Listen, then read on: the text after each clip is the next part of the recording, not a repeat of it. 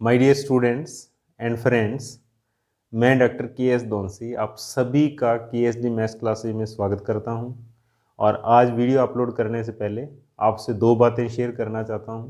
Please आप मेरी इस वीडियो को कंप्लीट देखिएगा और इस वीडियो के बारे में आपके जो भी कमेंट्स हों, जो भी आपके व्यूज़ हों, आप इस वीडियो के कमेंट बॉक्स में ज़रूर लिखिएगा और इस वीडियो को लाइक और शेयर ज़रूर कीजिएगा। और आप अपने फ्रेंड सर्कल में मेरी इस वीडियो को ज़्यादा से ज़्यादा शेयर करें ताकि वो यूनिवर्सिटी एग्ज़ामिनेशन में मेरी इन वीडियोज़ का पूरा बेनिफिट उठा सकें। ओके। और मैंने हमारे ऑनलाइन कोर्सेज़ के बारे में वीडियो डिस्क्रिप्शन के अंदर पूरी डिटेल अपलोड कर रखी है कि हमने कौन से सब्जेक्ट के अंदर कितनी वीडियोस रिकॉर्ड कर रखी हैं। तो अगर कोई ऑनलाइन कोर्सेज परचेज़ करना चाहता है वो हमारे ऐप के थ्रू क्लासेस लगा सकता है। Okay, thank you. और आज का इस वीडियो का जो हमारा टॉपिक है बहुत ही इम्पोर्टेंट टॉपिक है, Gauss divergence theorem on vector integral. ठीक है, गॉस का अपसरण प्रमेय किसके लिए? वेक्टर समाकल के लिए। तो देखो, गॉस डाइवर्जेंस थ्योरम की स्टेटमेंट क्या है। ठीक है, एग्जाम के अंदर बहुत बार पूछी जाती है ये। गॉस डाइवर्जेंस थ्योरम की स्टेटमेंट लिखिए आप। तो बहुत ही सिंपल सी स्टेटमेंट है। क्या है इसके अंदर? If vector F is a continuously differentiable vector function define in surface S, if capital V is the volume enclosed by closed surface F, then normal surface integral of F is equal to the volume integral of divergence F। ठीक है, सुनिए क्या कह रहा है इसके अंदर। वो कह रहा है F क्या है? एक continuously differentiable vector function. F क्या है? एक सतत अवकलनीय सदिश फलन है। ठीक है, जो किस में डिफाइन है? सरफेस एस के अंदर, बंद पृष्ठ एस में परिभाषित है। ठीक है, और यहां पर कैपिटल V क्या हो? वॉल्यूम हो। कौन सा वॉल्यूम? पृष्ठ एस से घिरा हुआ। V is the volume enclosed by close surface S. पृष्ठ, बंद पृष्ठ एस से घिरा हुआ वॉल्यूम। जैसे फॉर एग्जांपल, हम बॉल, हमारे पास गेंद होती है, तो गेंद क्या होती है? ऊपर क्या होता है? जो उसका सरफेस होता है उससे घिरा हुआ वॉल्यूम होता है, और वो क्या होता है? स्फीयर। ठीक है, यानी कि ऊपर जो इलास्टिक का सरफेस होता है उससे घिरा हुआ वॉल्यूम, तो वो V है यहाँ पर। ठीक है, तो फिर वो क्या कह रहा है? Then normal surface integral of F। F का हम कौन सा इंटीग्रल करें? Normal surface integral. वो किसके बराबर होगा? Is equal to the volume integration of divergence F. Divergence F के वॉल्यूम इंटीग्रल के बराबर होगा। हिंदी के अंदर, यदि सदिश एफ बंद पृष्ठ एस में परिभाषित एक सतत अवकलनीय सदिश फलन हो, तो बंद पृष्ठ एस से घिरे हुए आयतन V में एफ का अभिलंबीय पृष्ठ समाकल डाइवर्जेंस एफ के आयतन समाकल के बराबर होता है। ये गॉस डाइवर्जेंस थ्योरम की स्टेटमेंट है। ठीक है, ये कथन है, स्टेटमेंट है। तो अब इसका मैथमेटिक्स क्या होगा? क्योंकि अपने को तो फॉर्मूला याद रखना है। अब इसका फॉर्मूला क्या होगा? फॉर्मूला बहुत ही सिंपल है, normal surface integral of F. यानी कि एफ का नॉर्मल इंटीग्रेशन कहां पे? Over the surface S. तो ये लेफ्ट होगी इसकी, normal surface integral of vector F is equal to the volume integration, volume integral किसका? डाइवर्जेंस एफ का।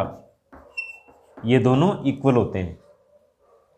ठीक है, normal surface integral is equal to the volume integral of divergence F. ये दोनों बराबर होते हैं। ठीक है, और कई ऑथर्स क्या करते हैं, अलग अलग बुक्स के अंदर क्या होगा, इनका नोटेशन अलग अलग होगा। ठीक है, जैसे पृष्ठ समाकलन जो होता है, सरफेस इंटीग्रल जो होता है, वो क्या होता है? Double integration. इसको हम ऐसा भी लिख सकते हैं S F dot N cap into D S, ठीक है, equal to triple integration over the volume V del dot F, divergence को हम डेल डॉट एफ लिख सकते हैं, इंटू डी वी। और यहाँ पर डी वी का मीनिंग क्या होगा, यहाँ पर डी वी का मीनिंग होगा डी एक्स डी वाई और डी जेड। और एन कैप क्या होता है, where N cap, N cap क्या होता है, कोई भी पृष्ठ है, मान लो कि सरफेस है, उसके साथ 90 डिग्री का एंगल बनाते हुए यूनिट वेक्टर्स। एन कैप क्या है, normal vector, normal unit vectors, ठीक है, कहाँ पे, on surface S, surface S के साथ 90 डिग्री का एंगल बनाते हुए यूनिट वेक्टर होता है। तो यहाँ मेंशन कर देना where N cap equal to normal unit vector of surface S, ठीक है, सरफेस एस पर अभिलंब इकाई सदिश, ठीक है। और इसका जो कार्टेशियन फॉर्म है, इस गॉस थ्योरम का जो कार्टेशियन फॉर्म है वो भी लिखिए आप। इसका जो कार्तीय रूप होता है वो क्या होता है, उसको भी नोट करना आप। Cartesian form of Gauss divergence theorem, तो ये होता है double integration over the surface S, यहाँ पर हमारे पास आएगा F1 D Y D Z plus F2 D X D Z plus F3 D X D Y equal to triple integration over the volume V del F1 upon del X del F2 upon del Y del F3 upon del Z into D X D Y D Z, D X D Y D Z, ऐसा लिख सकते हैं हम। और यहाँ पर F1 F2 F3 क्या है, तो लिख दो आप वेयर, यहाँ पर vector F equal to F1 I cap F2 J cap plus F3 K cap, यहाँ F1 आई F2 जे F3 के भी लिख सकते हो आप। आई जे के का मतलब क्या होता है, आई कैप जे कैप के कैप, ओके। तो F1 F2 F3 क्या है, वेक्टर F के कंपोनेंट्स हैं, ओके। तो ये याद रखना आप, ये क्या होगा, Cartesian form of vector Gauss divergence theorem, ठीक है। तो आइए हम इसके बाद इस थ्योरम के ऊपर क्वेश्चन नंबर 2 डिस्कस करेंगे, ओके। तो देखिए प्लीज, क्वेश्चन नंबर 2 की स्टेटमेंट क्या है, आप इस इंटीग्रेशन को सॉल्व कीजिए। इंटीग्रेशन क्या दे रखा है, integration over the surface S F dot N cap into D S, ठीक है। और यहाँ पर एफ, वेक्टर एफ क्या है, X I minus Y J plus Z square minus 1 into K, ठीक है। I means I cap, J means J cap, K means K cap, and S is the surface of the cylinder bounded by Z equal to 0 to Z equal to 1 and X square plus Y square equal to 4। Cylinder क्या होता है, एक circle जिसकी height हो, जैसे चौक है, cylinder है, क्यों, नीचे सर्कल और इसकी हाइट है, तो हाइट कितनी दे रखी है, जेड इक्वल टू 0 टू 1 और सर्कल दे रखा है इसने X square plus Y square equal to 4, ठीक है। तो इस सरफेस का वॉल्यूम यूज़ करेंगे हम लास्ट में, कहने का तो लिमिट्स हम यहाँ से कैलकुलेट करेंगे, ध्यान देना आप, ठीक है। तो सबसे पहले आइए आप, गिवन इंटीग्रेशन क्या है, दिया गया समाकलन कैसा दे रखा है इसमें, तो लिखो आप लेट आई इक्वल टू, ठीक है, हिंदी के अंदर देखो आप, एस उस बेलन का पृष्ठ है जो z इक्वल टू 0 से z इक्वल टू 1 और X square plus Y square equal to 4 से परिबद्ध, बाउंडेड, यानी कि इनसे बंधा हुआ, इनसे बाउंडेड सरफेस है, ठीक है। तो आइए आप प्लीज सबसे पहले गिवन इंटीग्रेशन, उसको आई सपोज करो आप, तो solution let I equal to integration over the surface S vector F dot N cap into D S, ठीक है। तो अगर हम यहां पर गॉस डाइवर्जेंस थ्योरम का यूज करें तो आप लिख सकते हो साइड के अंदर, बाई गॉस डाइवर्जेंस थ्योरम, ठीक है, गॉस अपसरण प्रमेय से क्या लिख सकते हो आप, integration over the surface S vector F dot N cap into D S, ये किसके बराबर होता है, integration over the volume V del dot F into D V के बराबर होता है।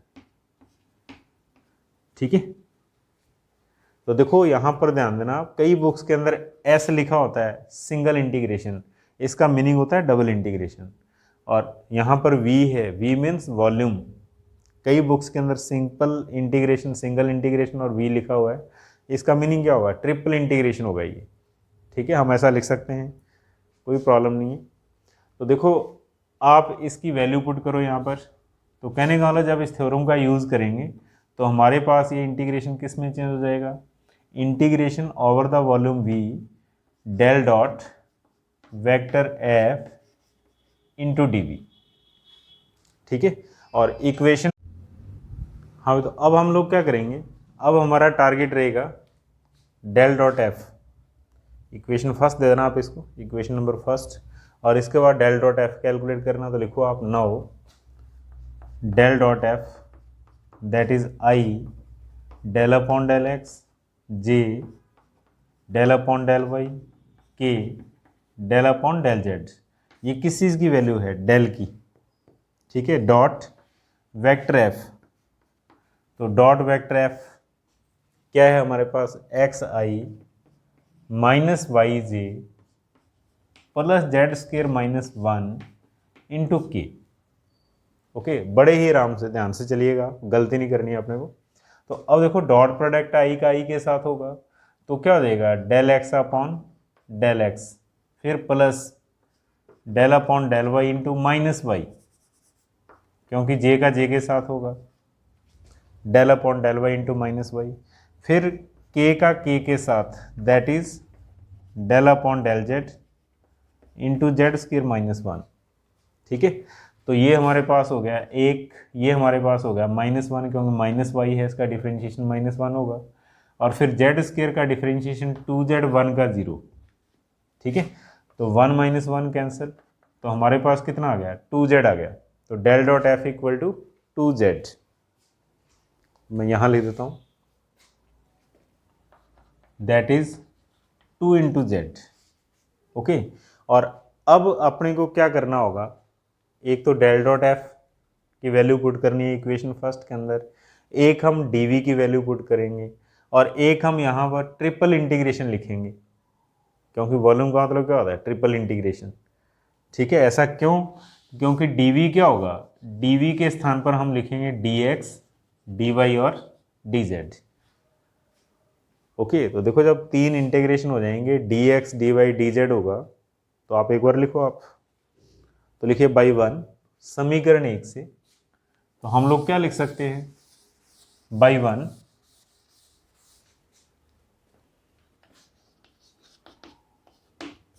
इक्वेशन फर्स्ट से I equal to, I means given integration,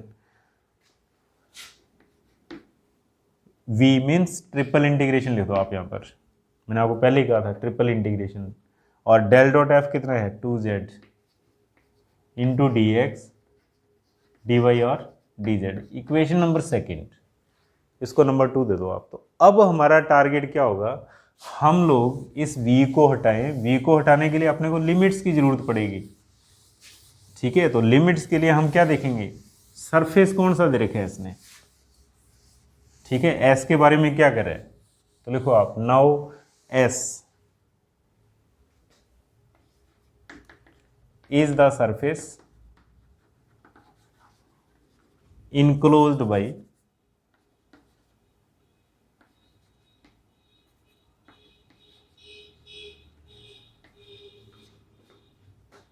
cylinder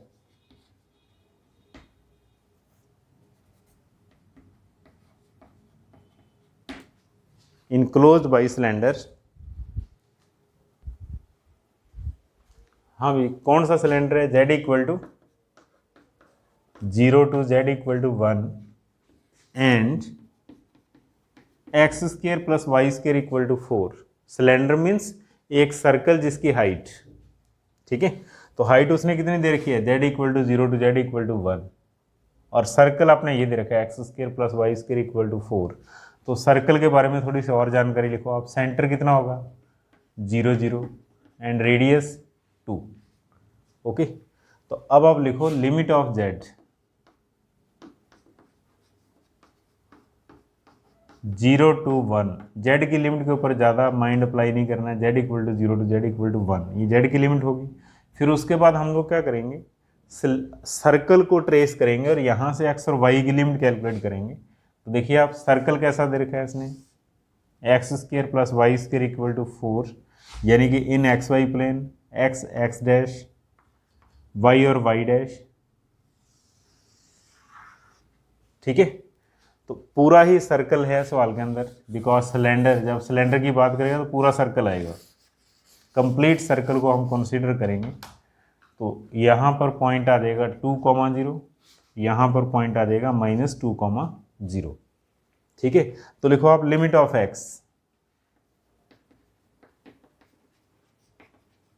-2 to +2। X की लिमिट के लिए आप एक्स एक्स के ऊपर चलिए। आप देखो यहाँ एक्स की वैल्यू कितनी है -2 है, यहाँ x की वैल्यू कितनी है +2।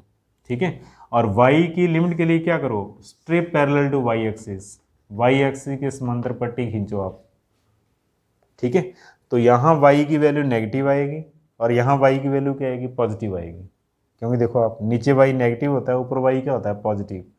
ठीक है, तो कितनी आएगी देखो आप, यहाँ पर मैंने क्या है y की वैल्यू नेगेटिव और यहाँ पर y की वैल्यू क्या आएगी प्लस। कैसे कैलकुलेट करेंगे हम, सर्कल से। तो सर्कल से लिखो आप X square plus Y square equal to 4, then Y square equal to 4 minus X square, then Y equal to plus minus √4 minus X square. Okay, तो यहाँ पर आ जाएगा √4 माइनस एक्स स्क्वायर और यहाँ पर negative value -√4 minus X square. ठीक है, तो x की लिमिट -2 से +2 होगी। और अब आप लिखो लिमिट ऑफ y इसके बाद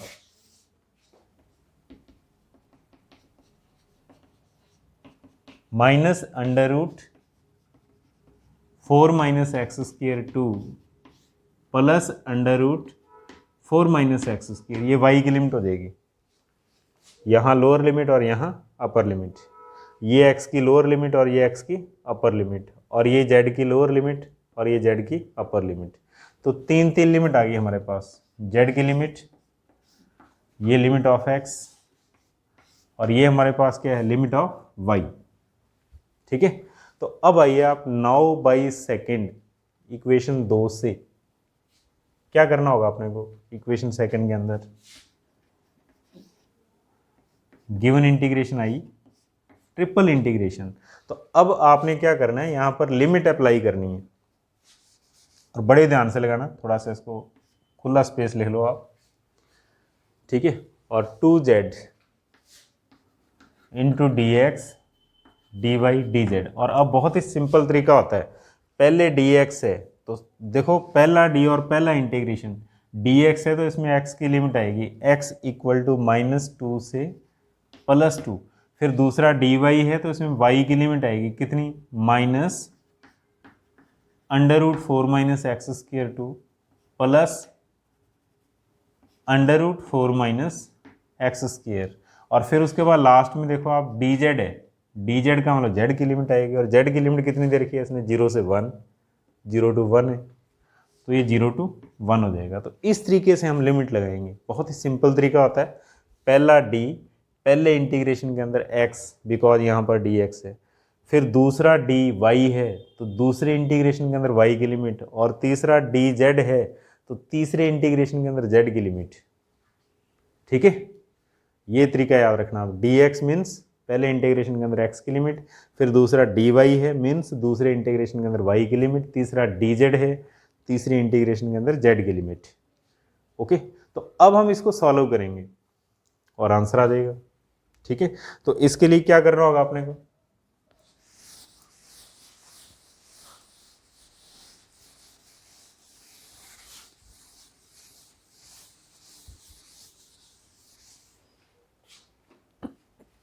हाँ तो i equal to that is -√4 to minus two to plus two, और फिर दूसरा y की limit minus under root four minus X square to plus under root four minus X square.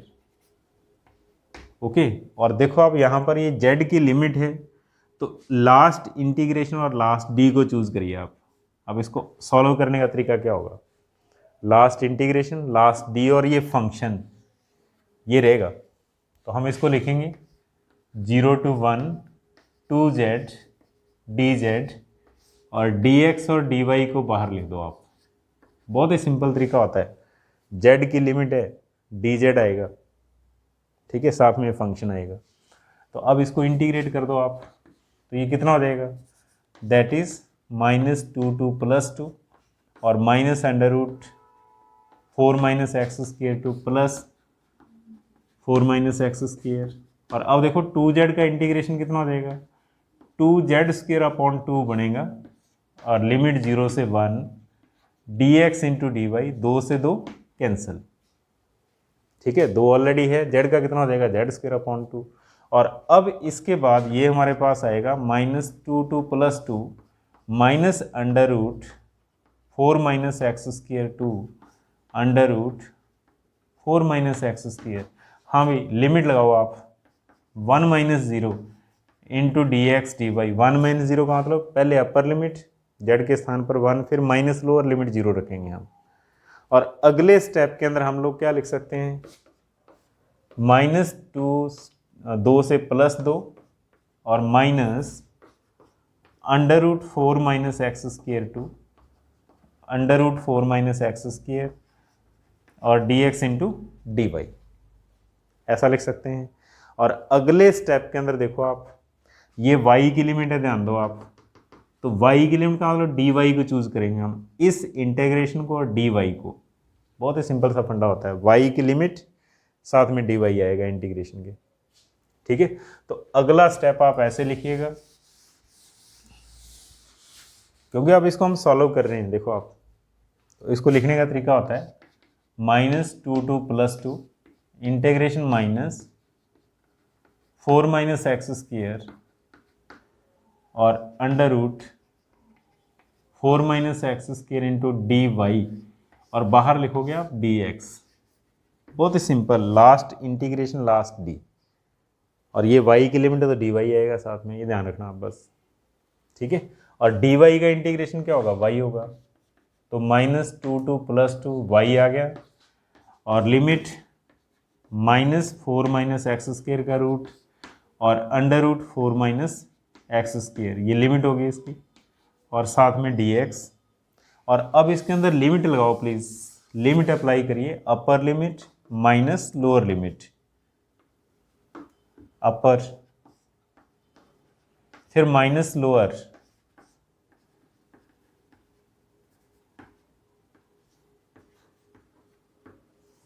इस तरीके से ले दो आप,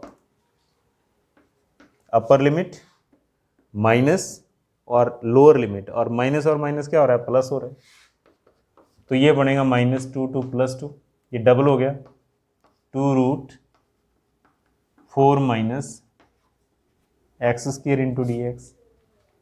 ओके, और अब अगले स्टेप के अंदर हम लोग क्या लिख सकते हैं, हम लोग लिख सकते हैं two minus two to plus two under root four minus X square into D X. Okay, और अब यहां पर आप प्रॉपर्टी का यूज कर सकते हो, देखो आप कौन सी प्रॉपर्टी का यूज कर सकते हो, f minus X equal to plus F X, कोई चेंज ना हो, जब हम x के स्थान पर माइनस एक्स पुट करें और अपने पास क्या आ जाए, वापस वही फंक्शन आ जाए, कोई चेंज ना हो, इसका मतलब क्या होता है, इवन फंक्शन, समफलन, इंग्लिश में लिख देना इवन फंक्शन।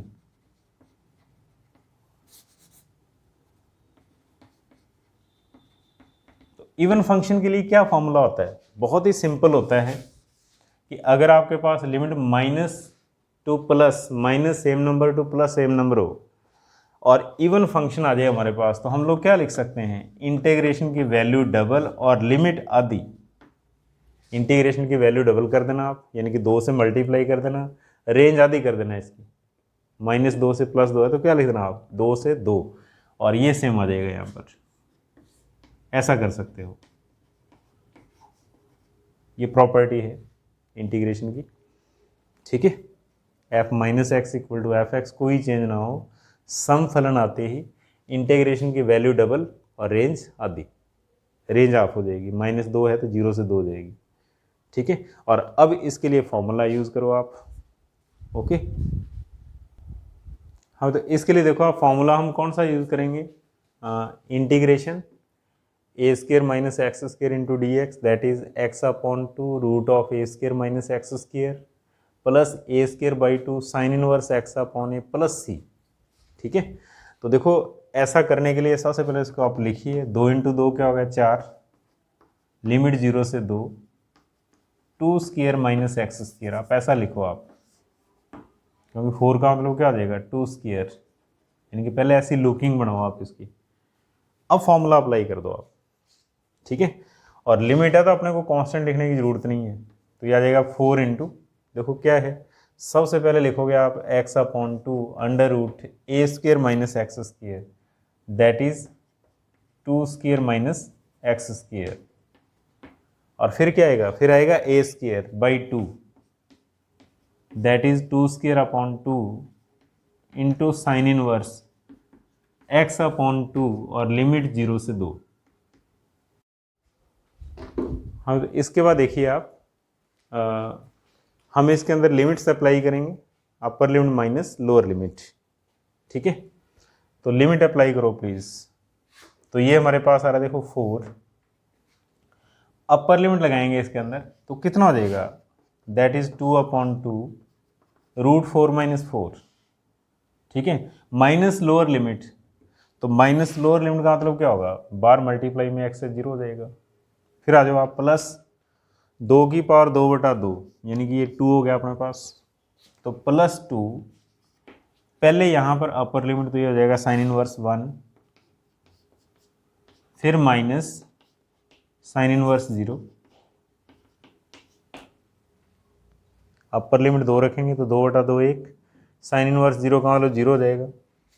तो अब ये भी 0 ये भी 0, तो हमारे पास कितना आ गया, हमारे पास हो गया 4 × 2 इंटू साइन इनवर्स 1 का मतलब क्या होता है π/2, और साइन इनवर्स 0 क्या होता है 0, ठीक है। साइन इनवर्स 1 π/2 और साइन इनवर्स 0 0, तो कुल मिलाकर के देखो हमारे पास क्या आएगा, हमारे पास आ जाएगा दैट इज 4 × 2 इंटू π/2, 2 से 2 कैंसिल, दैट इज 4π, और ये इसका आंसर, ओके। और आप इस वीडियो को बड़े ध्यान से सुनिएगा और बेनिफिट उठाइए। Thank you very much.